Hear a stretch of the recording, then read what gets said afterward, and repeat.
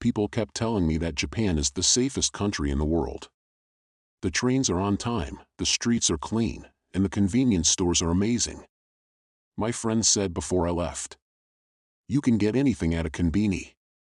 Food, tickets, bills, Wi-Fi, even comfort. You'll see. They were right about almost everything. I just wish someone had warned me there are some convenience stores you shouldn't go into. Even if your map says it's the closest one.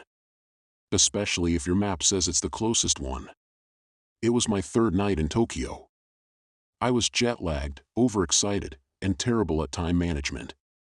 By the time I left the tiny bar near Shinjuku, after too many highballs and too much "you like Japan" small talk, I'd missed the last train back to my hostel. The neon city felt different when the shutters started coming down. The crowds thinned, leaving only drunk salarymen, tired staff hosing down the pavement, and the occasional tourist like me trying to look like they knew where they were going. My phone battery was low, my Japanese was basic, and my hostel was on the other side of the city. Okay, I muttered, swaying slightly on my feet. Step 1, find a Conbini. Charge. Coffee. Then figure out night bus or taxi. I opened my Maps app. A dozen green pins popped up around me, little convenience store icons. Family Mart, Lawson, 7-Eleven. I picked the closest one, only a 3-minute walk away, according to the blue line. The name was one I didn't recognize. Everyday Smile Mart, tourist-friendly. The description, in English, read: We love visitors. English okay, tax-free, Wi-Fi, eat in space, open 24 hours. Perfect. I followed the blue line. Tokyo at night is a maze of alleys and side streets that all look like movie sets, and none of them look like the way back to your bed. I turned past a karaoke place, ducked under a train track, and walked into a quieter neighborhood where the buildings were lower and the signs fewer. The map said I had arrived. At first, I thought it was wrong. The street was almost dark. Only one bright rectangle of light shone from a corner storefront. Automatic glass doors. A rainbow of packaged food and drinks inside. The now familiar little pie-in sound of a register scanning items. Above the door, a sign. Everyday Smile Mart. In English, then smaller in Japanese. The smiley face logo was a little too wide, a little too bright. Still, relief washed over me. Fluorescent light. Air conditioning. Snacks. I stepped forward as the doors slid open with a cheerful chime. Welcome, a voice sang out in practiced English. Good evening. The air smelled like fried chicken, coffee, and cleaning fluid. I was home. Or as close as a tourist in a foreign country could get at midnight. If you've been to a Japanese convenience store, you know the layout: rows of brightly lit shelves, freezers humming, drinks lined up like soldiers. This place was no different. Maybe a little too perfect. Every label faced forward. No dented cans. No empty spaces. The onigiri triangle rice balls were lined up in a rainbow: salmon, tuna mayo, plum, like they'd just been placed there for a commercial shot. A coffee machine gleamed near the counter, spotless. There was even an eat-in space, for small tables by the window, each with a phone charging cable coiled neatly on top. A young clerk stood behind the register. He looked like every Conbini clerk I'd seen in videos: clean uniform, name tag, slightly tired eyes. His tag said Wataru in both Japanese and English. His English, when he spoke, was flawless and flat, like audio from a language learning app. Good evening, he repeated. You are a traveler, yes? Yeah, I said, relieved. Sorry, my Japanese is bad. No problem, he said. We love travelers here. Please take your time. Wi-Fi is free. He gestured to a small sign on the counter. Free Wi-Fi. Password, smile for you. I smiled back automatically. Thanks, I said. I just need some food and to charge my phone a bit. We have many recommendations, he said. Very Japanese. Please enjoy your trip. His tone didn't change. It was as if his face and voice were set in customer service mode and couldn't be turned off. I wandered the aisles. Everything looked normal. Perfectly normal. Maybe too normal. I picked up a fried chicken stick under the heat lamp, a canned coffee, a bottled tea for later, 2 onigiri, and a small pack of convenience store carriage. Classic Conbini dinner. As I shopped, I noticed something odd. The little convex mirrors in the corners of the ceiling, the ones that let staff see down every aisle, usually reflect your movements slightly distorted but in sync. Here, they were just a fraction of a second delayed. When I stopped, my reflection took one extra step. When I turned my head, Mirror Me was just a bit slow to follow. I blamed the alcohol. I went up to the register. Wataru rang my items with smooth movements. "Did you find everything?" he asked. "Yeah," I said. "You sure speak really good English." "Thank you," he said, bowing slightly. "We like to make everything easy for tourists. Japan is very convenient, yes?" "Very," I said, laughing. He handed me the receipt with both hands. "Please enjoy your meal," he said. "You can sit there. Take your time. No rush." His smile didn't touch his eyes. I glanced at the receipt as I walked to the eat-in space. The total was correct. The items were correct. The timestamp at the top was not. 02:31. I checked my phone. It said 00:47. I frowned. Maybe the store clock was wrong. Maybe they'd never changed it for daylight savings, or something. Except Japan doesn't do that. "Whatever," I muttered. I sat down at a table by the window. Outside, the street looked strangely empty. No cars. No taxis. Even in the quiet residential areas, Tokyo usually has some movement, a bike, a delivery scooter, a drunk person singing. Here, nothing. Just the reflection of the store's interior in the glass, bright against the dark. I plugged my phone into the cable. The screen lit up. Battery, 14%. Wi-Fi networks appeared. Everyday_smile_5G. Everyday_smile_guest. Everyday_smile_backup. I connected to the guest one. No login page. Instant access. My messages started coming in. Friends back home were sending "How's Japan" texts. I opened my Maps app. The little blue dot showed me in the middle of nothing. The street names around me had vanished. The green convenience store icon I'd followed was still there, but everything else was gray. I zoomed out. For a moment, all of Tokyo was just blank space, except for the one pin. Everyday Smile Mart, tourist friendly. I blinked. Zoomed in again. The map redrew itself, streets and names snapping back into place like a glitch fixing. Too much whiskey, I told myself. I started eating. The chicken was hot and perfectly seasoned. The onigiri was fresh.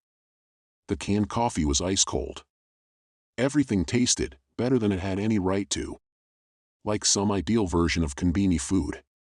Comforting, familiar, even though I'd never been here before. Other customers came in as I ate. At least, I thought they did. The door chimed. I heard footsteps. But when I looked up, no one stood at the counter. Sometimes I saw shapes in the security mirror at the back of the store, a tall man in a suit, a woman with a suitcase, a child in a bright hoodie. When I turned to check the aisles, they were empty. In the window's reflection, though, tables behind me were occupied. Blurry forms hunched over their food, heads bent over phones. Yet when I glanced back, the chairs were unoccupied. My stomach tightened. I checked the clock on my phone. 0:52. The timestamp on my receipt still read 2:31. I decided to leave. The automatic doors opened with a friendly chime as I approached. Cold air from outside brushed my face. I stepped through. And nearly walked into a shelf. I froze.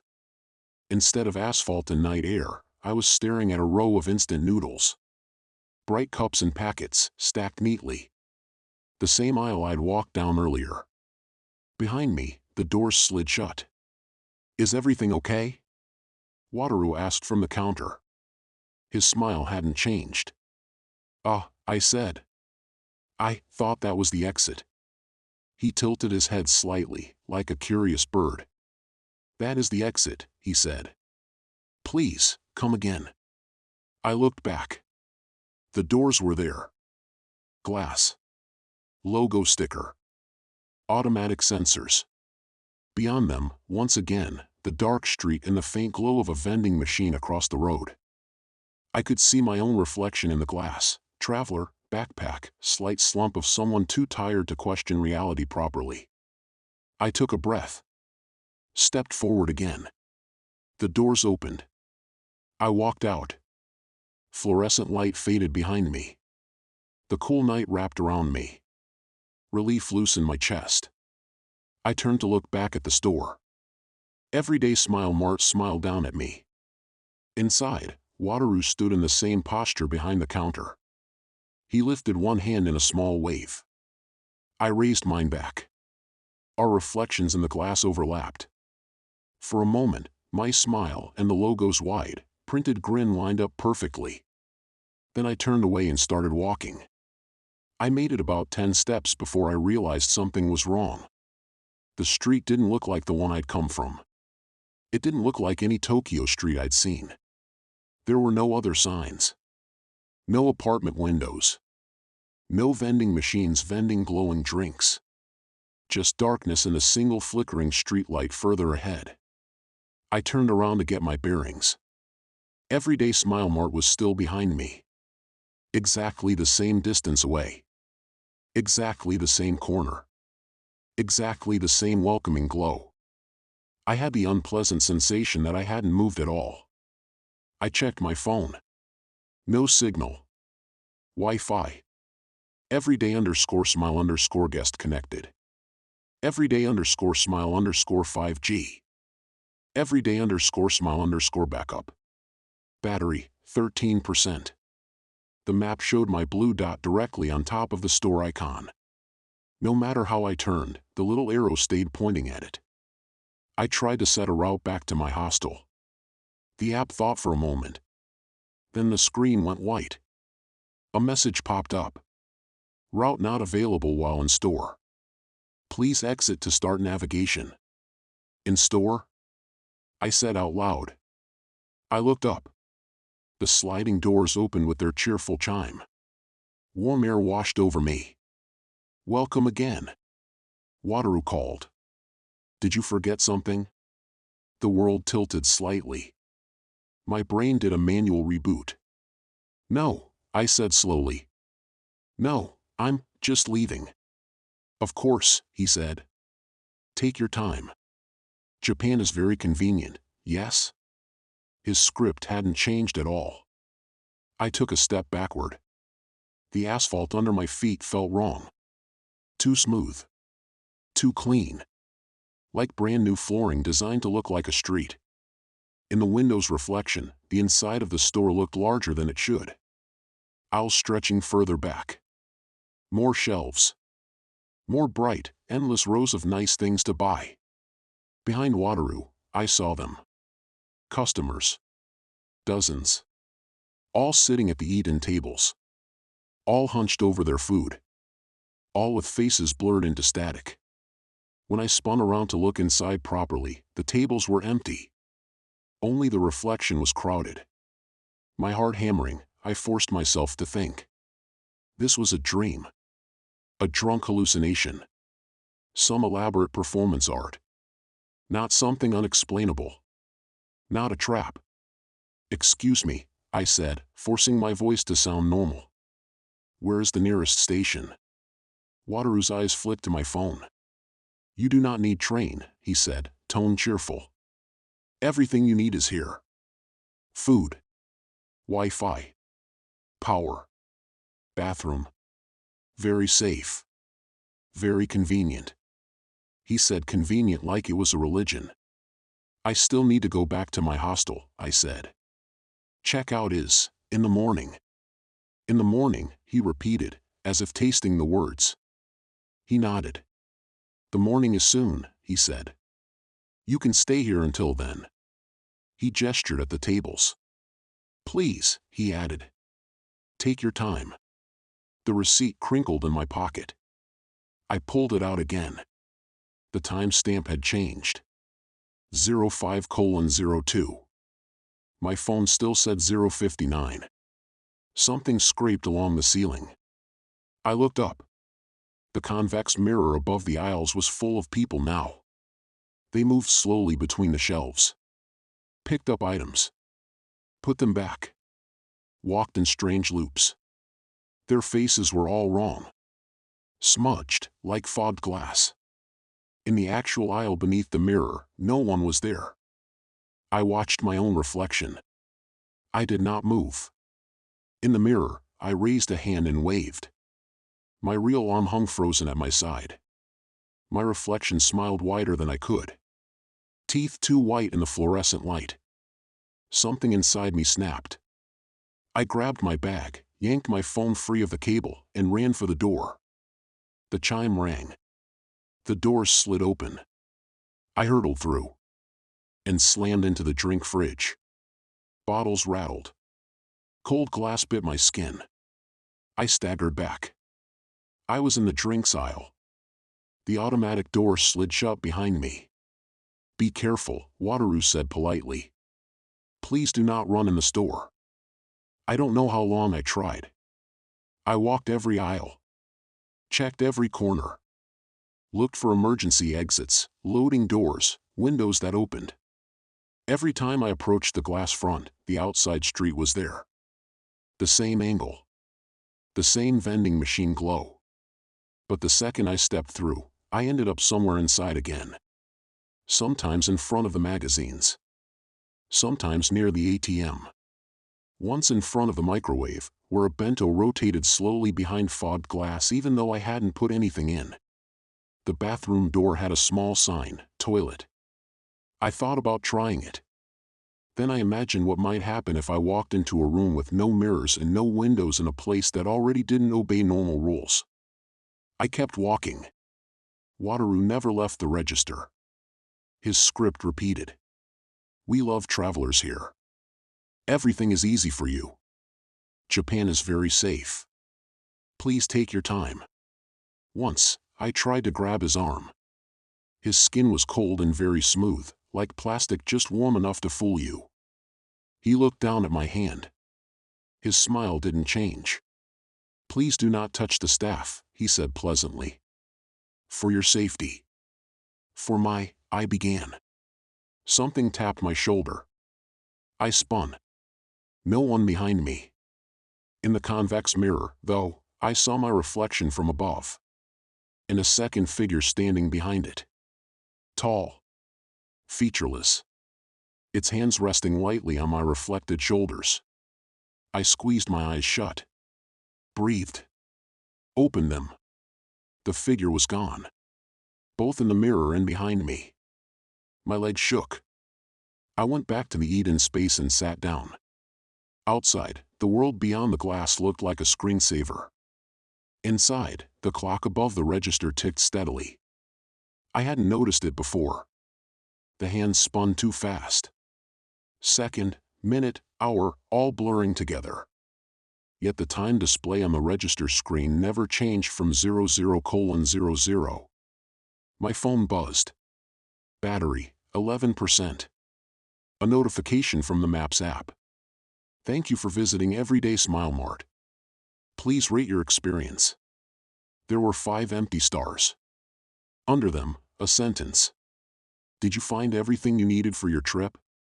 My fingers hovered over the screen. The Wi-Fi was still strong. I could send messages. Upload videos. Post photos. Tell someone where I was. Except, the last photo I'd taken was still open in the gallery, the delivery shot of the box at the step, the one I thought I'd sent to my boss. Except now the image had changed. The box was gone. The step was empty. The door was open a little wider. In the gap, something white peered out. A hand? A face? It was too blurred to tell. I scrolled up to the first photo I'd taken in Japan. Airport selfie. Train picture. Bowl of ramen. Shrine gate. Skytree. Shinjuku crossing. All of them had changed in tiny ways. The crowds were thinner. Faces were blurred. My own figure, in the center of each image, was fainter. More transparent. As if I'd been added later, badly. As if I didn't quite belong there. Wataru's voice drifted over the shelves. "We like to make everything easy for tourists," he said. "No need to worry. No need to hurry. Please stay as long as you like. You can live your whole trip here." He meant it. Literally. The store had everything. Food. Drinks. Power. Wi-Fi. Bathrooms. Safety. Convenience. All the things we say we want when we travel. No confusion. No getting lost in strange streets. No missed trains. No awkward conversations. Just a clean, bright, endless now. All I had to do was never leave. My phone battery ticked down to 10%. The map app notification blinked again. "Did you find everything you needed for your trip?" Underneath, new text appeared. "If yes, you can stay. If no, please exit and try another store." Another store. Another chance. Another trap? I stood up. "I need something you don't have," I said quietly. Wataru blinked slowly. His smile faltered for the first time. "What is that?" he asked. "An inconvenient exit," I said. The words surprised even me. He tilted his head, genuinely puzzled. "We have many exits," he said. "Very easy to use." "That's the problem," I said. "Everything here is too easy." I walked to the doors. They opened on the same street. The same vending machine. The same empty night. I didn't step through. Instead, I turned right, along the glass, to where the window ended and the wall began. There, almost hidden behind a promotional poster for seasonal sweets, was a narrow staff door. No entry, employees only. In normal life, I would never touch it. In a country of rules and politeness, breaking that boundary would feel unthinkable. Here, it felt like the only thing that wasn't being offered to me on a tray. It was, finally, a little inconvenient. I grabbed the handle. It was warm, as if someone had just used it. "Sir," Wataru said sharply for the first time. "Customers cannot go there." "That's why I'm going," I replied. I pulled. The door resisted. Then, with a sound like static tearing, it swung inward. Behind it, I expected a stockroom. Shelves. Boxes. Fluorescent light. Instead, there was a narrow, concrete stairwell leading down. No lights. Just darkness and a faint breeze that smelled like rain and exhaust. And something else. Tokyo. Real Tokyo. The faint, complex smell of thousands of people living on top of each other. The smell I'd gotten used to in the last 3 days. The smell I desperately wanted back. Behind me, I heard Wataru step out from behind the counter. His shoes made no sound on the floor. "Please," he said. "For your safety." I didn't wait. I stepped through the door and onto the stairs. The moment my foot left the store's floor, the Wi-Fi icon vanished from my screen. The automatic doors behind me hissed. The bright, false daylight cut off as the door clicked shut. For a second, I was in complete darkness. Then, far below, I saw a rectangle of light. A different light. Harsh. Real. I ran downward, stumbling, one hand on the cold concrete wall. The smell grew stronger. Street. Rain. Trash. People. My heart pounded. My phone screen went black. Battery, 9%. I shoved it in my pocket and kept going. The stairs ended at a metal door. A push bar waited. I slammed into it. The door burst open. I spilled out into a narrow alley behind a row of buildings. Neon light bounced off wet asphalt. Somewhere nearby, a taxi honked. The rumble of a train passed overhead. I turned. The door I'd come through was a rusted service exit, unlabeled. No Conbini sign. No glass. No smiley logo. Just a stack of crates and a smoking salaryman who jumped when he saw me. "Daijubu desu ka?" he asked, startled. "You okay?" Yes, I said in halting Japanese. "Sorry. Wrong door." He shrugged, already bored. "Ah," he said. "Otsukare-sama." He flicked his cigarette, went back inside. I stumbled to the end of the alley. On the main street, a normal, regular, blessedly imperfect convenience store stood on the corner. The sign said FamilyMart. Someone had tagged the wall. One of the fluorescent inside lights flickered annoyingly. Two drunk guys argued over a magazine rack. It was the most beautiful thing I'd ever seen. My phone buzzed weakly. Signal, back. Maps, normal. My blue dot sat between familiar street names. No icon for everyday Smile Mart. No little pin saying tourist friendly. I checked my photos. The airport selfie looked like it had again. Bathrooms, ramen, shrines, crossings, all normal. Slightly blurry. Badly framed. Human. The delivery photo was gone. My receipt was just a blank strip of thermal paper. The text had faded completely, as if it had been printed years ago and left in the sun. I stood there for a long time, watching normal people go in and out of the normal store. The doors opened to the sidewalk every time. No teleports. No looping aisles. No delayed reflections. When I finally went back to my hostel, the staff at the front desk looked up, smiled, and asked if I'd enjoyed my night. "Yeah," I said. "I found a weird Conbini." They laughed. "In Tokyo, you can find everything," one of them said. "Convenience stores are everywhere. Very safe." I nodded. "Mostly," I said. I tried to find everyday Smile Mart again the next day. Of course I did. That's what you do when you escape something that shouldn't exist. You convince yourself that daylight will make it ordinary. I retraced my steps as best I could. Turned past the karaoke place, ducked under the tracks, counted the corners. All I found were apartments, a coin laundry, a tiny bar still closed, and a parking lot. No Conbini on the corner. No smiling sign. No automatic doors. My Maps app showed 3 convenience stores within a 5-minute walk. None of them were tourist-friendly. None of them were named Everyday Smile Mart. Google search returned nothing. No website. No reviews. No photos.